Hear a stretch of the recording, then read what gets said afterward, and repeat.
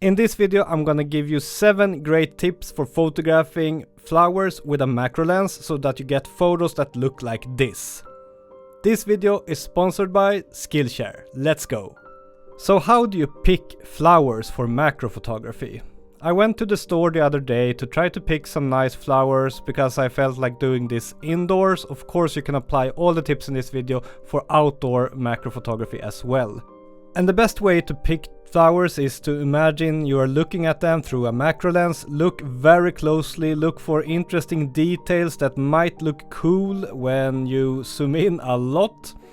I picked this bouquet here because of these pinkish big flowers with soft nice tones and beautiful petals that I think can look amazing in a macro lens.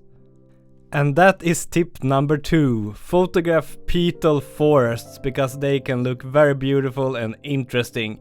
I used an AK diffuser here. Try to use some kind of diffuser if you're using a flash, which I recommend that you do. If you don't have a diffuser, you could point the flash towards a white ceiling to get a diffused effect, or perhaps towards a white wall. You could also bounce it against some other white surface that you put close to your flowers.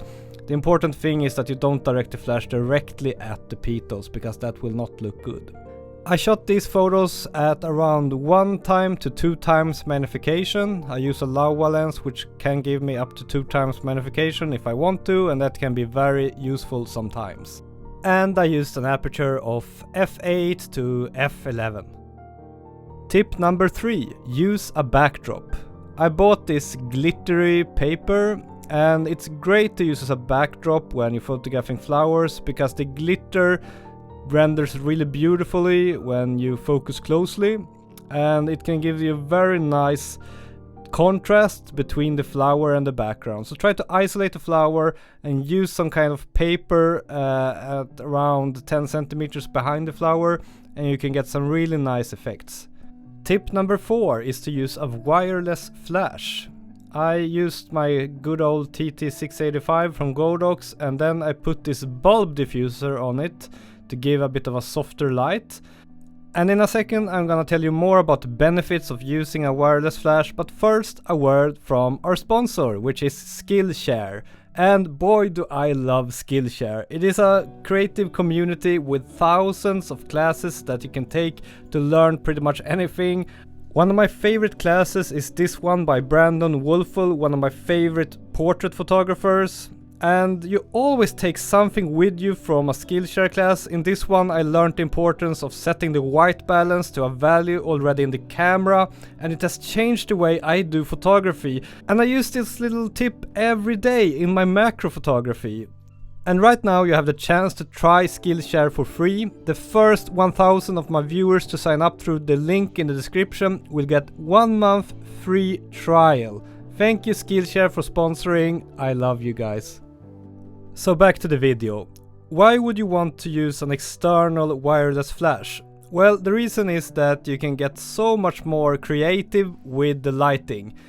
I love to hold the flash in one hand and then the camera in the other hand and then just play around with the positioning of the light, and you can get so many interesting results that you would never even think about otherwise.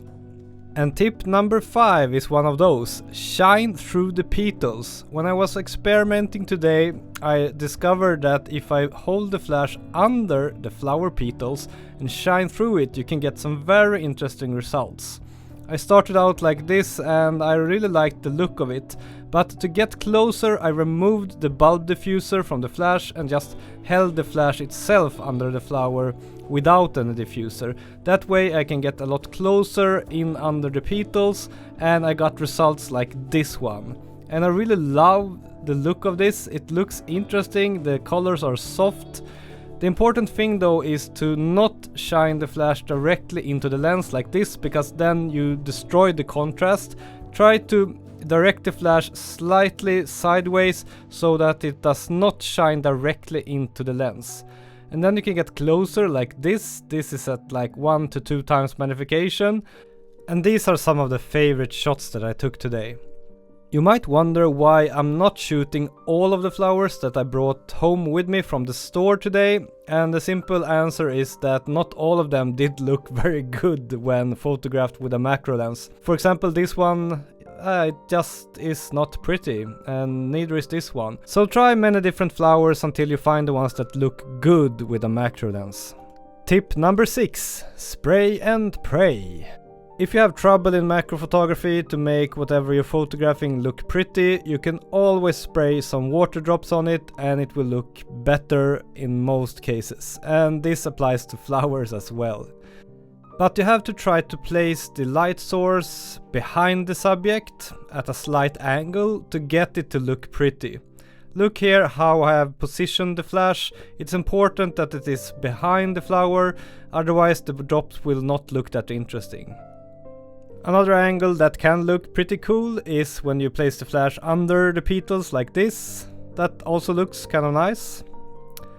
When it comes to settings, I have written out the shutter speed and the ISO under each photo in this video. The shutter speed, you just need to have it fast enough not to get any motion blur. And ISO, set it as low as you can. I like setting my camera in manual mode and setting each setting independently. I used an aperture of f8 for most of the photos in this video, and I used a flash together with that, and I set it in manual mode at around 1/16 in strength, and that gave me the look that you see in most of the photos in this video. To get another look with the water drops, you can remove the diffuser and then it looks like this, a lot harsher but also pretty cool. And now for my 7th and best tip, colored light. I went to an Office Depot or similar store and I bought this very red envelope and just put it on my flash. And the results are very cool, right? But they are also very red. I think they are too red. So what I did was I lowered the strength of the flash to 1/28. And then I increased the ISO on my camera and I open up the aperture to f4 so that I get a balance between the studio light I have and the red flash. And as you can see, the results are a lot more interesting and dynamic. I get both white and red in the photos, and here I'm photographing the orchid, which looked very boring when not photographed with a red light behind it. Then I tried some of the other flowers as well. I think this one also looked pretty damn cool with a red light in the background. It looks like fire or something, and yeah, it just looks a lot more interesting than before. The pink flower did not look as interesting because it just becomes too much of one color, and that is never that interesting. If you like this video, you might be interested in my latest Patreon bonus video, which is all about wildflower photography. Join my Patreon for $5 a month to support this channel. Thank you for watching this video, see you soon again, bye bye.